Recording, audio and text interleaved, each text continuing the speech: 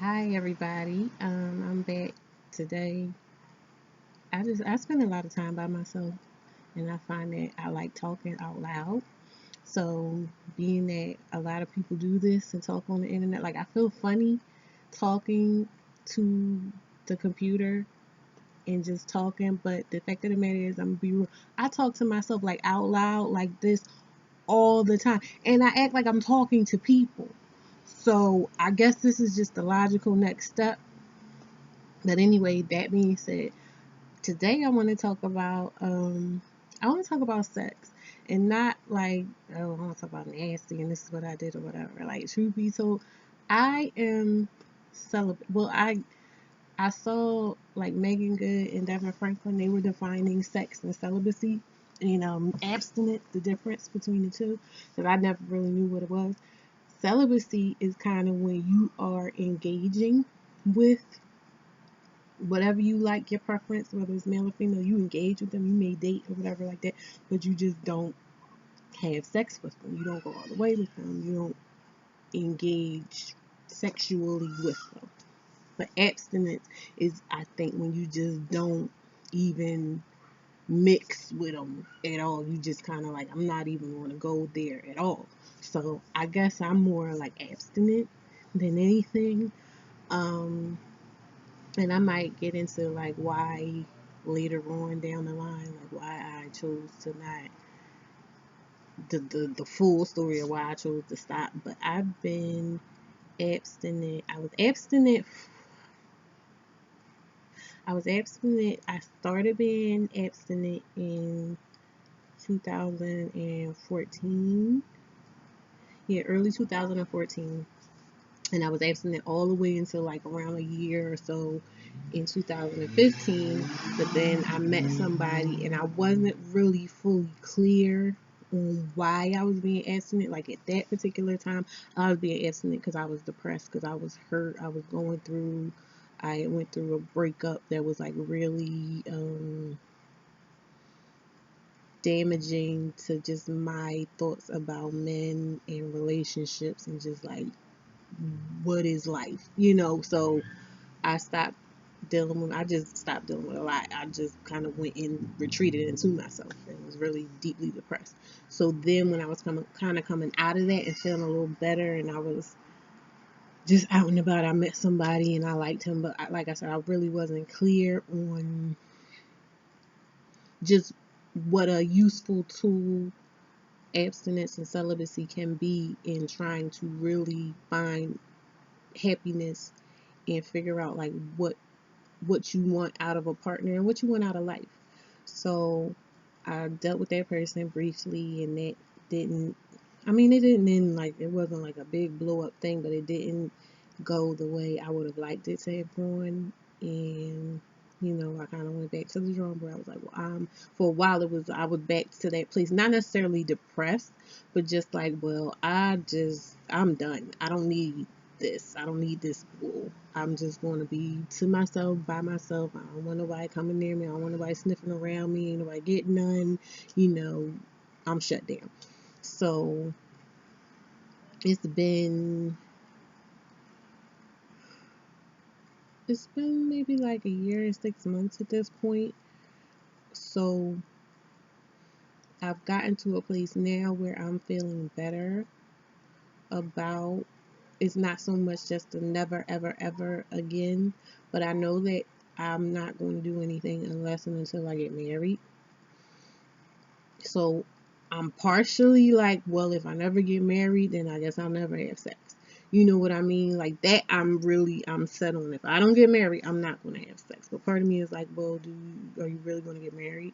Do you really see yourself getting married? Do you see yourself being able to get married in today's world, the way things go? Do you really feel like being invested in the possibility of that, or no possibility of that, so it's still a lot of stuff that I'm fleshing out, but I feel like, for one, I don't know, like now that I'm at a point where I think I'm interested in maybe possibly dating and allowing a man to like come into my space or whatever like that. I really don't know where to start. because I don't want to, like, I've done, oh my God, somebody told me to do Plenty of Fish. And I did Plenty of Fish around the time before I met the guy last year. But I didn't meet him on Plenty of Fish. I just met him in my day to day, running around and whatnot. But Plenty of Fish is like, it's, I don't even, I mean, I think a lot of people been on Plenty of Fish. And if you've been on any dating site, it just has, it's a very, well, it's informal, but I guess it's all informal, but it's like, it's, everything just kind of works the same. Like, everybody just kind of operates the same. It's like, I see you, I like you, I say something funny to you, or you say something, a little quick to me, what do you like to do? What do you, what do you want in a guy? All the same kind of questions, and it's just dry. Like, I'm bored with it.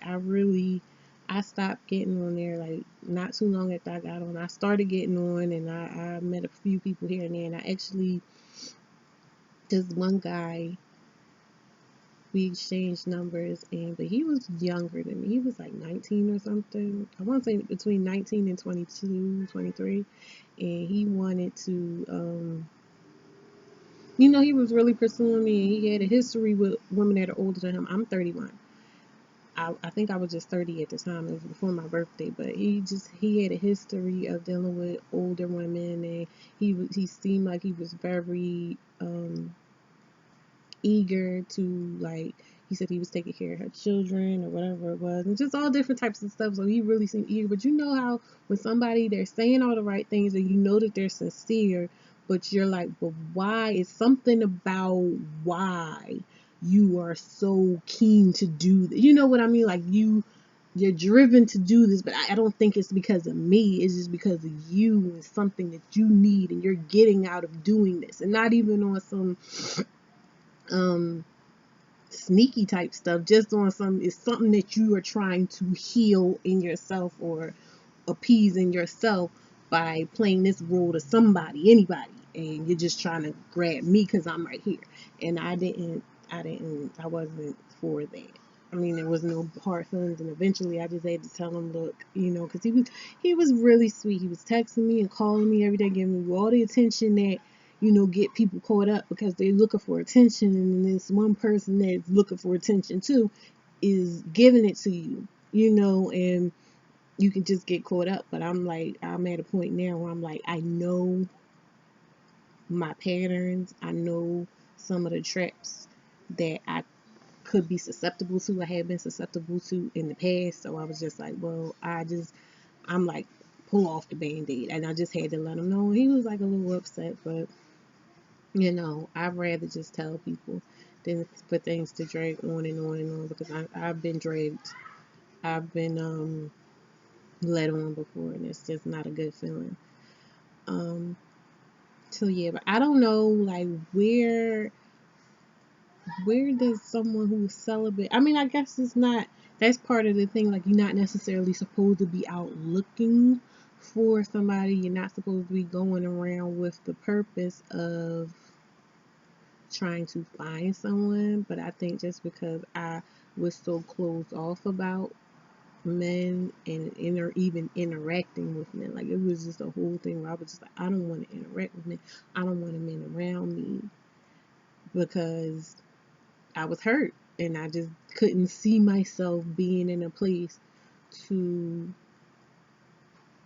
have faith that this person was going to be, like, I was very distrustful of men and their intentions as a whole. So,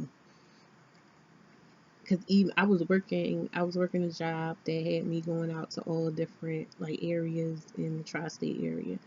And I was working one day, and this guy worked at the place that I was stationed at that day, and he was nice looking, and he seemed clean cut, and clearly he was working.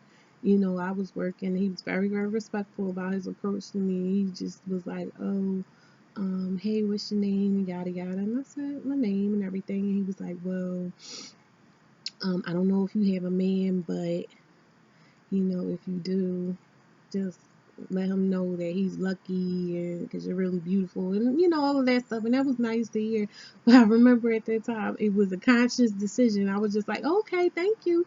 And I knew that he was trying to see if I was going to say, oh, yeah, I got a boyfriend, or no, I don't have a boyfriend, or nothing like that. And I just said, thank you. I just took the compliment and I left the inquiry to the side because I knew that I didn't feel like dealing with him and I didn't want to be rude and I wanted to acknowledge the compliment that was given, but I just didn't feel like going through that whole back and forth. And I didn't know if he was going to be one of those guys that was going to push the issue. If I said, oh, I don't want to, oh, you can't have friends. You know what I mean? Like, that stuff is annoying. And, well, I was going to say, guys, that stuff is annoying, but the ones that do that, they know it's annoying. They know it. I saw this thing where it was like, it was a guy telling all these women, just giving them pointers on how to pick the right men or avoid the wrong men, and he was saying that one of the mistakes that women make is we sit and we wait. If we see a man that we like, we're waiting, or not even that, we don't even get that far. We're just waiting for a guy that we like, our type of guy, to approach us. And he was like, a lot of the guys that will approach you just off the bat, that'll just come up with all that energy. He said those are the ones that are running the game. Like, those are the ones, because they'll go to you and they'll go to the next, and they're just casting a wide net and seeing what they're going to catch. So you just really, as a woman, you should keep your eyes open, keep your head up, and look around and see what your options are. And if you like somebody, not necessarily push yourself on him or be like a hoe, but like to just let them know. He said guys are looking for the perfect opportunity, and there is no perfect opportunity. So what you have to do as a woman with a guy that you like is create opportunities for them to make the first move, because that's a thing with us as women too. Like, we do want men to make the first move. We want a man that is decisive and takes charge and is manly, so that we can be feminine. But that balance is sometimes, because I know for me, I'm awkward with men. I don't have, and I say that very secure in myself as a woman, as a lady. I'm awkward. I don't have a lot. I didn't have training. You know what I mean? Like, I had talks. People told me, let me fix this window.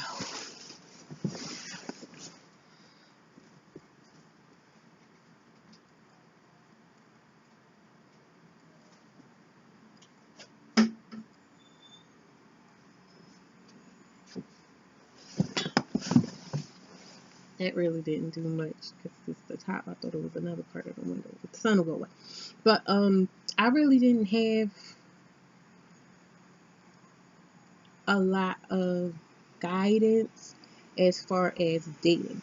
I had like guidelines about what I was and wasn't supposed to be doing, or what would be good or bad for me, because I had family members that had children early, and I pretty much got the, oh, don't do this, don't be like me type of thing. And this is not me trying to blame them for the choices that I made. I'm just saying, like, that I have a very acute awareness, which is an understatement, and understanding of where I went wrong and what would have worked better for me and what would have yielded the type of results that I think I would have preferred. I mean, I'll never know because my life is what it is, but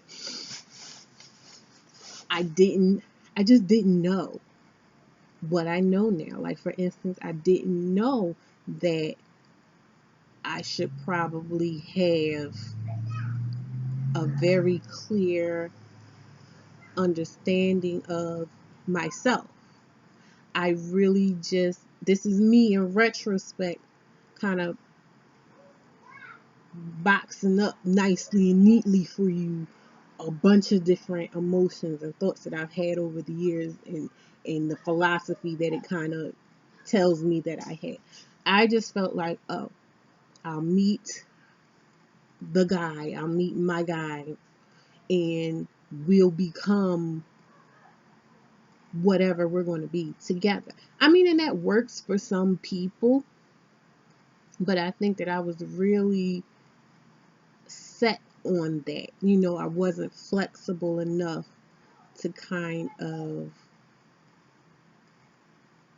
just live my life without that happening, and up until that happens, or even if it didn't happen.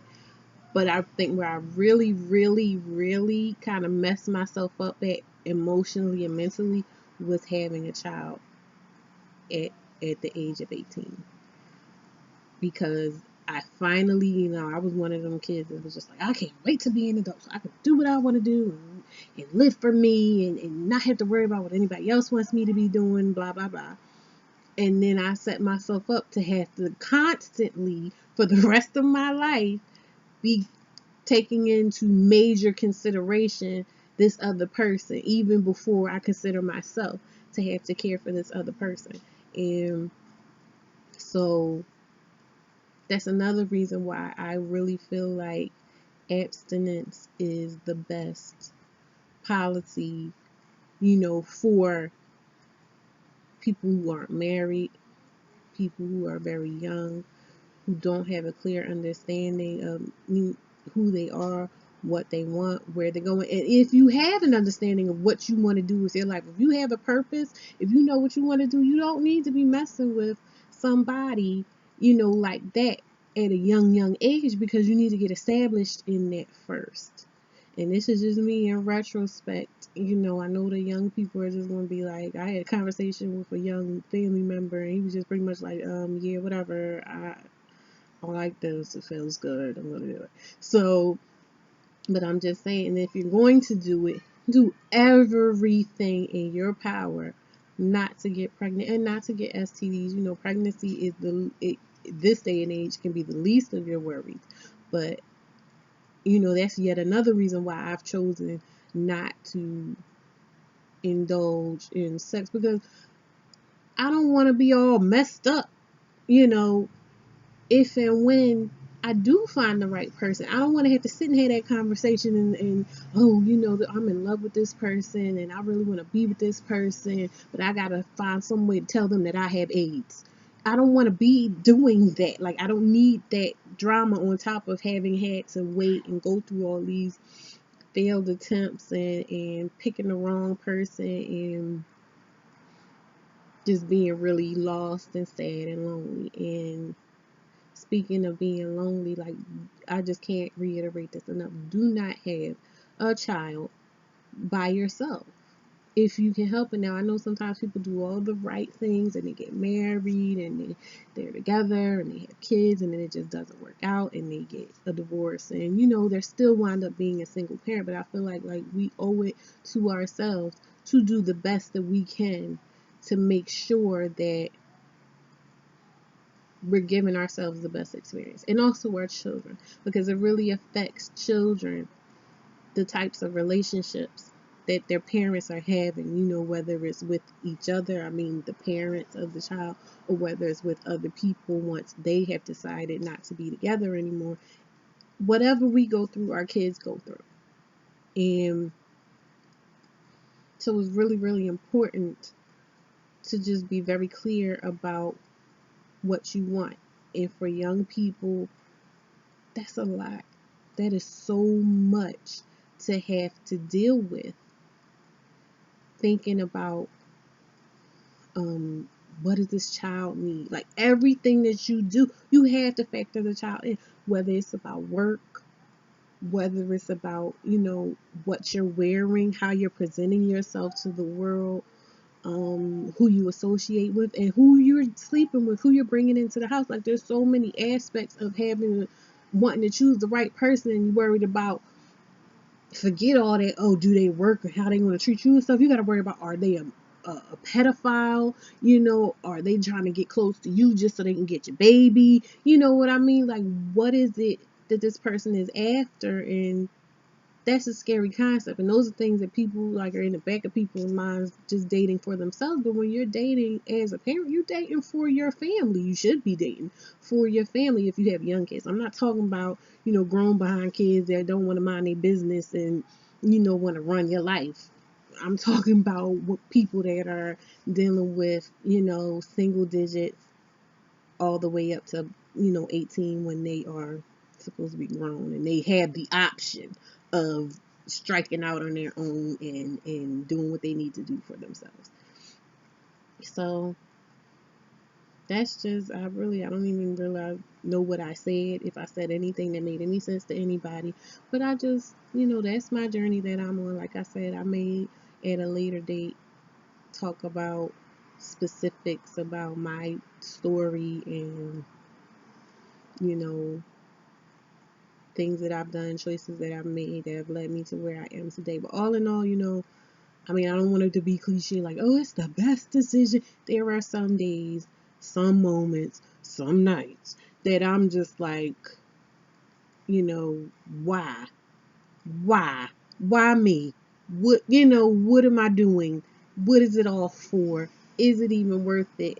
I mean, but when it comes to, is it worth it? I don't question it. It's worth it. As soon before I even get that question out, it's worth it, because I just think about all the stuff that I've been through before having sex with people, and the one takeaway I've gotten out of this is it feels so much better parting ways with somebody,